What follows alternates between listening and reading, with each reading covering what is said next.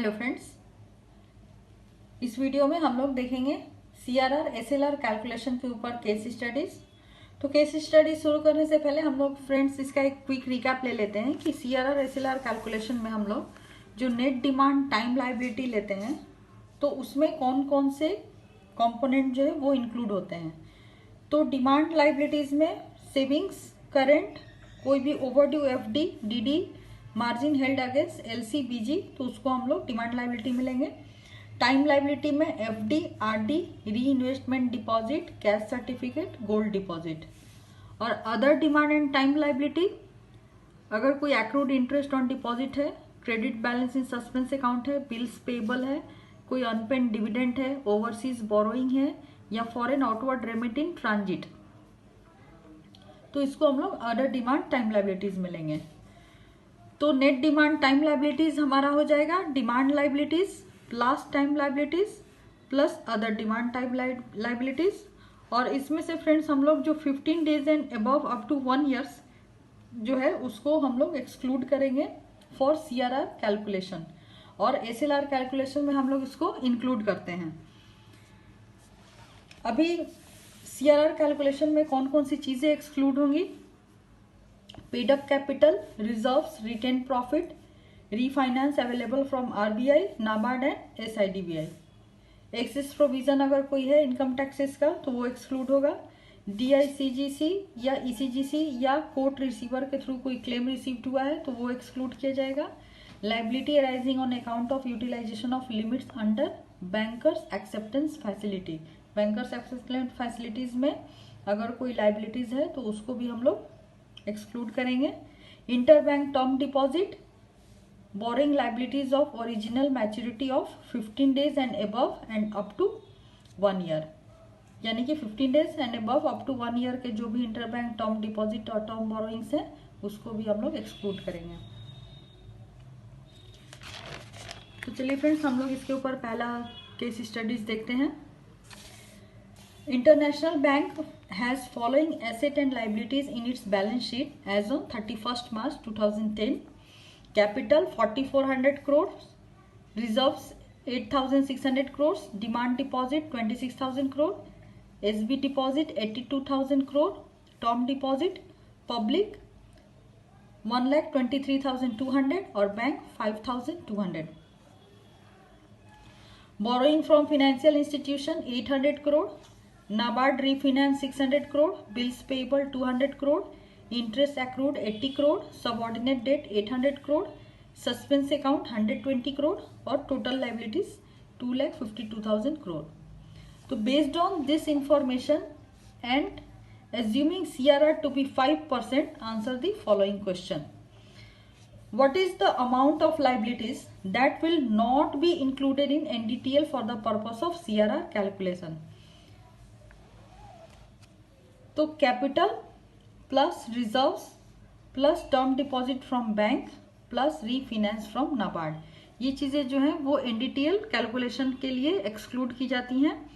तो हमारा देखिए कैपिटल दिया हुआ है फ्रेंड्स यहाँ पे 4400, रिजर्व से 8600 करोड़ और टर्म डिपॉजिट जो बैंकों का है वो है 5200 करोड़ और रीफाइनेंस फ्रॉम नाबार्ड 600 करोड़। तो ये जो है कंपोनेंट्स ये एक्सक्लूड होगा एनडीटीएल के कैलकुलेशन से। तो हमने यहाँ पे ले लिया capital 4400, reserves 8600, term deposit from bank 5200 और रीफाइनेंस 600, सबको हम ऐड करेंगे तो 18,800 crore. What is the amount of NDTL included for CRR maintenance? तो टोटल लायबिलिटीज जो है फ्रेंड्स हमारा यहाँ पे क्वेश्चन में दिया हुआ है 2,52,000 और इसमें से जो हम लोगों ने अभी एक्सक्लूड कंपोनेंट्स निकाला 18,800 हमारे फर्स्ट क्वेश्चन में। तो हम लोग टोटल लायबिलिटीज में से जो एक्सक्लूड कंपोनेंट है उसको माइनस कर देंगे तो जो एनडीटीएल का अमाउंट होगा दैट इज 2,33,200 करोड़। फिर नेक्स्ट क्वेश्चन है What is the amount of NDTL at 5% average balance to be maintained by bank? तो 5% CRR निकालने के लिए जो हमारा NDTL आया है 2,33,200 उसका 5% हम लोग निकालेंगे तो 2,33,200 का 5% इक्वल टू 11,660 करोड़ CRR जो है वो बैंकों को मेंटेन करना पड़ेगा। नेक्स्ट क्वेश्चन है what is the minimum balance in CRR amount with RBI। तो मिनिमम बैलेंस जो है वो एवरेज बैलेंस का 70% मेंटेन करना होता है बैंकों को। तो CRR जो है वो 11,660 आया है, उसका 70% हम लोग निकाल लेंगे, तो वो मिनिमम बैलेंस जो है वो RBI के साथ मेंटेन करना पड़ेगा बैंकों को, that is 8,162 crore. Next question है while calculating the NDTL for CRR purpose which of the following liability is to be excluded? Capital and reserves, refinance from NABARD, NIAB, SIDBI, interbank deposit with original maturity of 15 days or above। तो friends जैसा कि मैंने आपको recap में भी बताया है, ये सारे के सारे कंपोनेंट्स जो हैं वो एक्सक्लूड किए जाएंगे।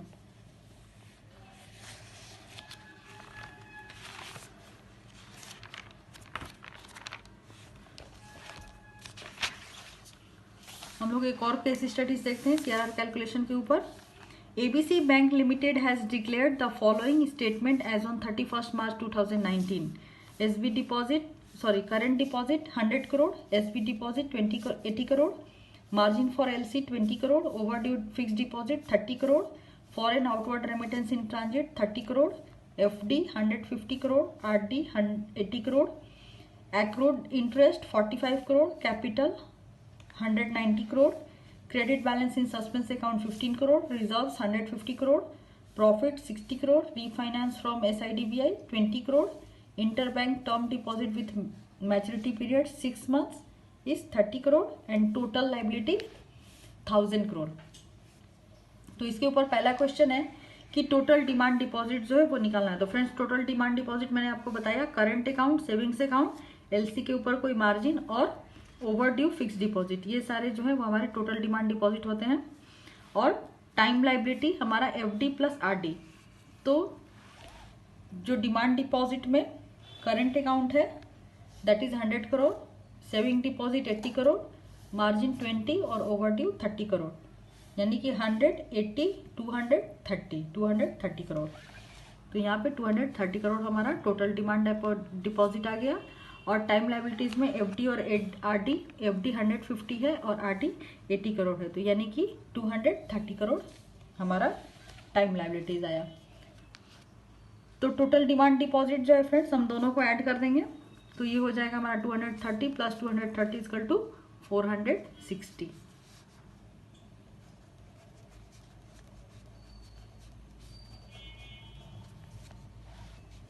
अभी नेक्स्ट क्वेश्चन है calculate the amount of item to be excluded for NDTL calculation of SLR।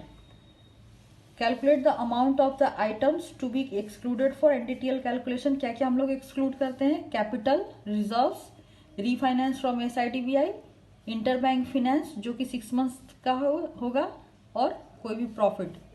तो यहाँ पे capital 190 crore, reserves 150 crore, refinance from SIDBI 20 crore, interbank finance term deposit with maturity period up to 6 months 30 crore और profit हमारा 60 करोड़। तो ये सारी चीजें जो है वो NDTL कैलकुलेशन ऑफ SLR में एक्सक्लूड की जाएंगी। तो capital plus reserves plus refinance from SIDBI plus interbank finance 6 months plus profit, तो 190 प्लस 150 प्लस 20 प्लस 30 प्लस 60,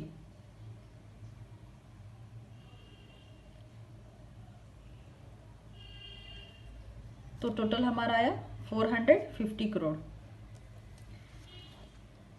तो NDTL अमाउंट निकालना है, तो हम लोग फ्रेंड्स टोटल लाइबिलिटी में से जो हमारा एक्सक्लूडेड पोर्शन है वो हम लोग माइनस करेंगे। फ्रेंड्स यहाँ पे एक ये रॉन्ग हुआ है। NDTL कैलकुलेशन ऑफ SLR के लिए हम लोग जो इंटरबैंक फिनेंस होता है more than 15 days up to 1 year हम लोग उसको इंक्लूड करते हैं। तो ये जो यहाँ पे 30 करोड़ है ये एक्सक्लूड नहीं होगा, ये इंक्लूड होगा। तो यहाँ पे हमारा एक्सक्लूडेड अमाउंट होगा 420 और एनडीटीएल अमाउंट जो है वो 1000 माइनस 420 प्लस 30, यानी कि 550 crore is our NDTL amount. अभी नेक्स्ट क्वेश्चन जो है, what is yield on a 182 days treasury bill issue for ₹97.30। एक छोटा सा क्वेश्चन है फ्रेंड्स, हम लोग देख लेते हैं। तो कोई भी ट्रेजरी बिल जो है उसका जो इशू प्राइस है वो है 97.30, यानी कि उसका जो फेस वैल्यू है वो 100 है। तो 100 minus 97.30 divided by 97.30 multiplied by 365 divided by 182, क्योंकि ये 182 डेज के लिए निकाल रहा है। तो 270 by 97.30 multiplied by 2 equal to 0.056। तो इसका यील्ड जो होगा वो 5.6% आएगा।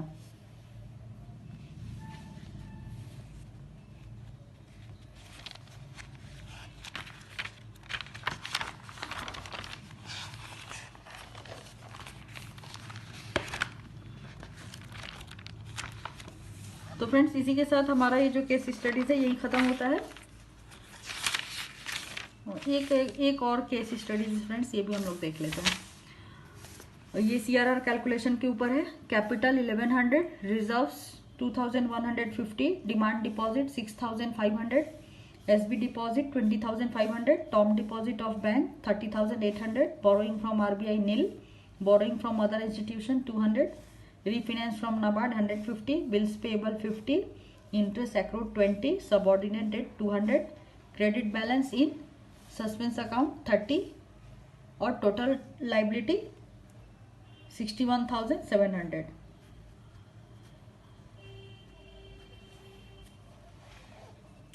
तो फर्स्ट क्वेश्चन है, total amount of liabilities not to be included in computing of NDTL. तो एनडीटीएल में टोटल लाइबिलिटी में से हम लोग कोई अगर कैपिटल है, रिजर्व्स है, deposit of bank up to 1 year, refinance from RBI, NABARD, NHB, claim received from various guarantee institute जैसे डीआईसीजीसी, ईजीसी, ईसीजीसी से कोई क्लेम अगर है रिसीव हुआ है, इंश्योरेंस सेटलमेंट कोई है, बोरोइंग फ्रॉम आरबीआई और credit balance in profit loss account या सस्पेंस अकाउंट जो है उसको हम लोग एक्सक्लूड करेंगे। तो यहाँ पे एक्सक्लूडेड आइटम जो है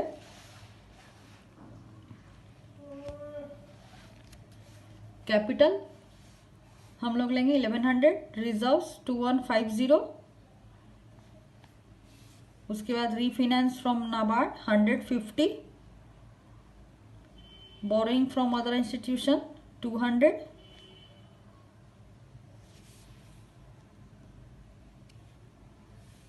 और credit balance in suspense account 30। तो 1100 प्लस 2150 प्लस 150 प्लस 200 प्लस 30, तो हमारा आंसर आएगा 3630। फिर है total amount of NDTL, second question, on which 4% CRR is to be maintain. तो फ्रेंड्स हमारा जो टोटल लाइबिलिटी आया है यहाँ पे 61,700 क्वेश्चन में दिया हुआ है और हमारा एक्सक्लूडेड आइटम आया 3630। तो हम लोग इसमें से एक्सक्लूडेड आइटम को माइनस करेंगे तो हमारा जो है वो एनडीटीएल का अमाउंट आ जाएगा। तो 61700 माइनस 3630,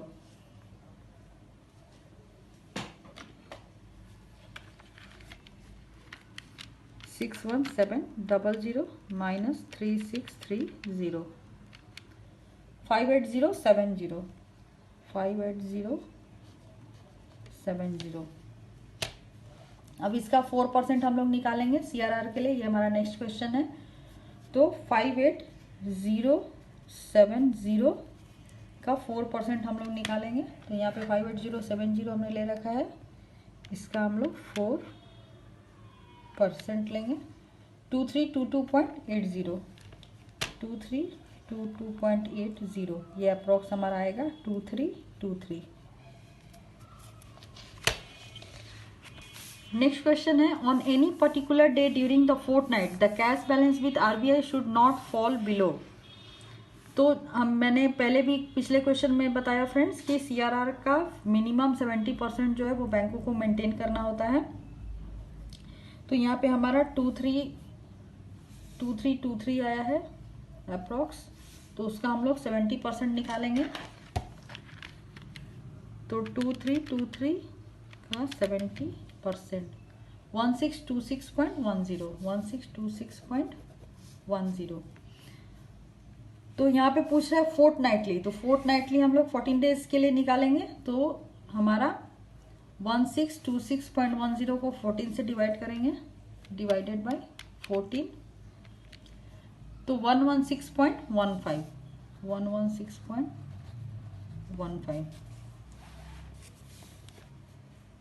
अभी एवरेज कैश रिजर्व्स हमारा आ गया 116.15। फोर्टनाइटली हमें मेंटेन करना है। और 13th डे जो है बैंक का जो मेंटेनेंस है वो 200 करोड़ है। तो 13 डेज में रिक्वायर्ड CRR जो है वो कितना होना चाहिए। तो फ्रेंड्स जो एवरेज हमारा मेंटेन होना चाहिए 70% फोर्टनाइटली, वो है 1626.10 और एक दिन का है हमारा 116.25। और 13th डे में जो है मेंटेन हो रहा है 200 करोड़। तो जो हमारा 17% है, 17% में से हम लोग 200 जो है वो माइनस करेंगे। तो 1126.10 माइनस 200, तो 1426.10, और इसको हम लोग 13 से डिवाइड करेंगे। तो हमारा एवरी डे जो है 13 दिन तक 109.75 करोड़ जो है बैंकों को वो मेंटेन करना पड़ेगा। तो फ्रेंड्स इस तरह से हम लोग जो CRR कैलकुलेशन है वो निकालते हैं। तो अगर आपको हमारा वीडियो अच्छा लगा है तो आप हमारे वीडियो को लाइक करिए, शेयर करिए, सब्सक्राइब करिए। नेक्स्ट वीडियो में हम लोग नेक्स्ट टॉपिक के साथ मिलेंगे। तो तब तक के लिए कीप वॉचिंग आवर चैनल। और फ्रेंड्स इसमें जो कैलकुलेशन में मिस्टेक हुआ है उसको आप लोग रेक्टिफाई कर लीजिएगा। तो हम लोग नेक्स्ट वीडियो में नेक्स्ट टॉपिक के साथ मिलेंगे। तो तब तक के लिए keep watching our channel and thank you for watching this video.